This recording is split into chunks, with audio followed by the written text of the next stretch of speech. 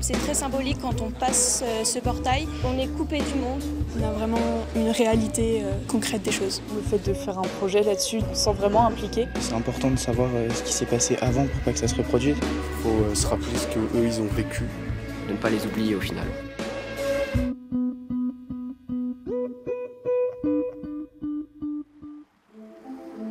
En ce matin gris du mois de novembre, les élèves ont rendez-vous aux archives départementales de la Côte d'Or.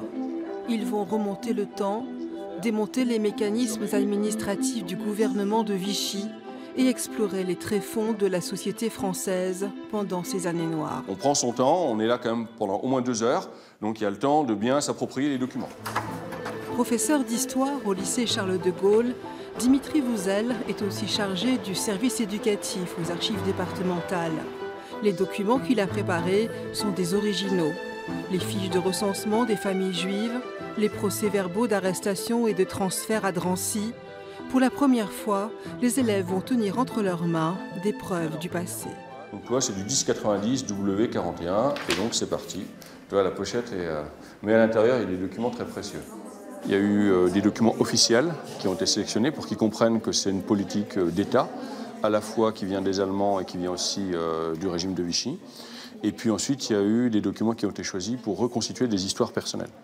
Pour qu'ils comprennent que, bien sûr, il y a la grande histoire, mais derrière ces mesures générales, il y a aussi des destins particuliers, des destins privés. Inscrit noir sur blanc sur des feuilles jaunies, le passé ressurgit aux yeux de cette génération née au début des années 2000, plus de 70 ans après la Seconde Guerre mondiale.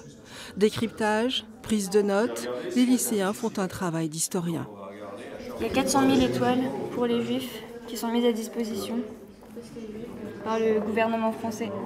400 000 400 000 étoiles. Le fait de lire, d'avoir des documents officiels qui nous prouvent que c'était vraiment vrai, c'était aussi strict, c'est assez troublant.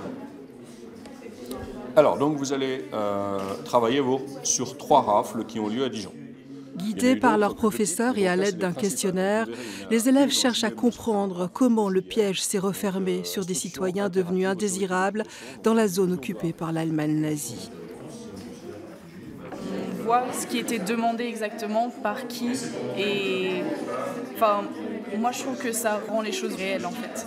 Il y a le ressenti de certaines personnes qui ont été déportées ou à qui on a demandé de venir se présenter, le ressenti, certains étaient révoltés, d'autres trouvaient ça normal, donc voilà. On est en décembre 1942, quand tout commence.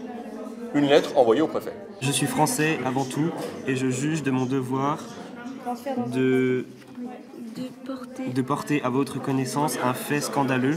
La commune de Saint-Germain-les-Senailles n'était pas administrée par son vieux maire qui vient de mourir, mais en fait par une juive. Et donc ce courrier, il va déclencher quoi? Vous allez voir les documents suivants. Il va déclencher une enquête. Il va falloir à un moment donné qu'elle prouve qu'elle est française. Sauf que vous allez voir, elle ne va pas pouvoir le prouver. Donc vous allez voir un courrier où un jour on va lui dire, comme vous n'avez pas pu le prouver, il va falloir que vous portiez l'étoile.